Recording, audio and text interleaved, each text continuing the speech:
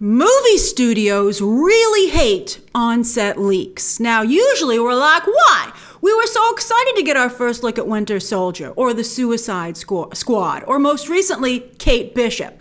But that's because those were really dynamic reveals where you're like, either the characters were just totally spot on, or there was something really interesting done with them, and you're like, oh, let me get a look at this. What you've done, I don't know if I love it, I don't know if I hate it, but it's really strong.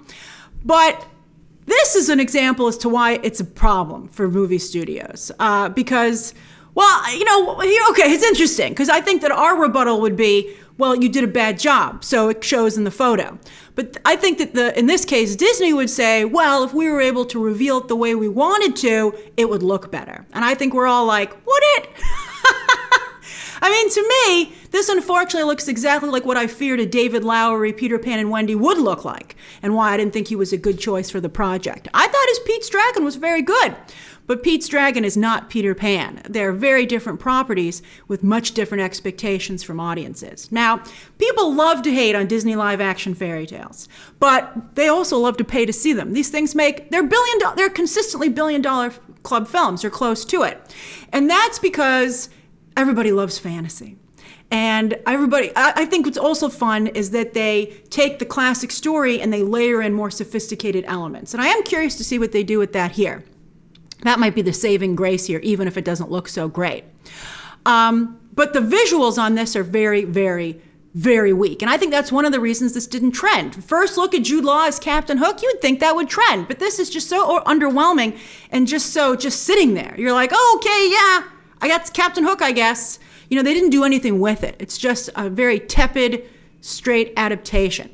Now, what would get a big splash, what would get headlines no matter what, would be our first look at Peter Pan and or Tinkerbell, who are two race-bended roles. And I was very excited when both those actors were cast, but I'm nervous for them now because the whole point that everyone was excited about was that they would get to be front and center in a big Disney live-action hit. Again, one of these big Disney lavish live-action fairy tales. That's the reason everyone's very excited about Halle Bailey for Little Mermaid. I think Lin-Manuel Miranda hopefully won't let us down, but Rob Marshall is directing, which also makes me scared. Although the Disney machine, Guy Ritchie did a great job, so, maybe it's a little bit like Marvel where it doesn't really matter who's directing. But this, because of the pandemic, Peter Pan and Pinocchio got downgraded to Disney Plus movies. Now, I'm sure Disney's like, that's not a downgrade. Have you seen our wonderful Marvel and Star Wars shows? And I would say yes, but this doesn't look like that. And I think that it's not even like Cruella, where Cruella will play in theaters and be on Disney Plus. Peter Pan and Wendy and Pinocchio are going straight to Disney Plus. And that makes me feel like they're going to be more in line with Godmothered and Lady and the Tramp. Two very enjoyable films, by the way, but more on par with Pete's Dragon and not Aladdin or Beauty and the Beast and those things. And I think that's what people, Peter Pan, I think, is the kind of movie that deserves that. I think it's that kind of an IP. So is Pinocchio. Why would you do this? I mean, the reason I didn't think David Lowery was a good choice is that his film background, besides the fact he looks like a grown-up Lost Boy, maybe that's why they hired him. They were like, it's great, what are you talking about? It looks like he lives in Peter Pan or lives on Neverland. And I'd be like, but what is the Neverland? I mean, this looks like his aesthetic has been always super realistic and stripped down, which again is what nobody wants from the Disney live-action fairy tale adaptations. I have always said they're barfing up fantasy. There's just so much fantasy. But the correct term is wedding cake. It's like a wedding cake musical.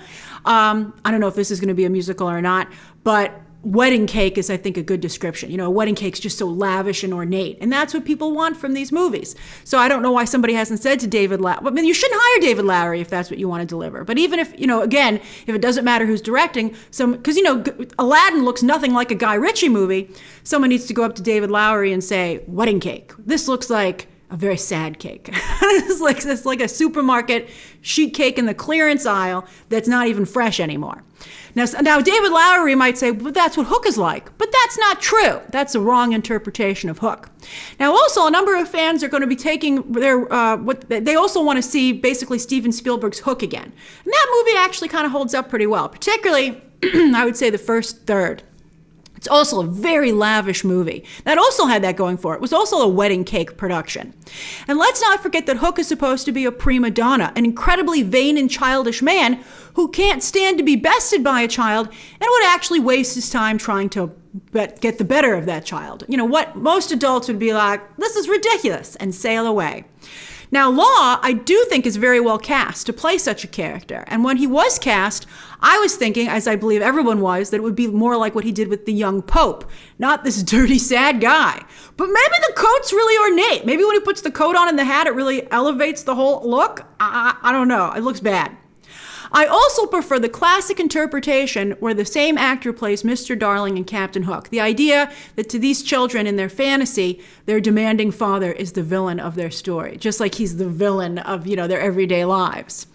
Even in the animated version, 1953, Hans Conried voiced both characters. But here, Alan Tudyk will play Mr. Darling. And I'd have preferred either for Jude Law to play both Captain Hook and Mr. Darling, or for Alan Tudyk to do it. He would be a great Captain Hook, especially now that the movie's going direct to Disney+. I mean, why not give Alan Tudyk the chance to shine? I love Alan Tudyk. Very different between him and Law. I don't know. And also, I don't know if they're even a match like they would be in the same production. I think Jude Law playing the father and Captain Hook is very exciting, and it's frustrating to me that won't be the case. I am excited, though, to do another version of Peter Pan, especially with the current warning label that's just been slapped on the 1953 classic on Disney+. Now, I know a couple of people have thought that was ridiculous, but I don't actually agree. I think that warning label is fair. I haven't removed the film, but I do think I think they have to point out that it was made at a different time, which is what the label says when, I mean, look, I've tried to watch Peter Pan recently. That Native American stuff is real bad. It's indefensible. And I also have a real problem with the depiction of women in the 1953 film. It's real bad. So I would love a new version. But when you start to pick apart Peter Pan and you look at the problematic elements, there's actually, it's like the whole core of the story is a problem. Think about it. You have a teenage boy and his lady friend who break into a house that's breaking and entering. They give a bunch of kids some pixie dust, which makes them think they're flying. Then they kidnap them to go and live with their gang, and they deal with an adult who's hanging out with all these children. I mean, that's really a problem. I mean, no wonder there have been so many adult interpretations of Peter Pan over the years. Alan Moore did one of the most famous ones, mixing it with, Alice in Wonderland and one other thing. And when you think about it, you're like, yeah, I can, first you're like, how dare you with these children fairy tales? But then you take a closer look and you're like, yeah, that's real questionable. So I don't know what they're going to do with this. Let's see how it looks when we get the official look. I can't wait to see Peter Pan and Tinkerbell, but this is not a good first look. And also, for the love of God, why did they give him these little cones to hold over their faces? He's not even holding it over his face, and that's not going to protect anybody from COVID. It's just, in one of these shots, he's not even holding it up to his face. It's ridiculous. So, what do you think? What are you expecting from Peter Pan? What are you the most excited to see? And what do you think of Disney live-action fairy tales? What do you want from them? Share your thoughts down below, subscribe today, and of course, as always, you can check out some more videos right now.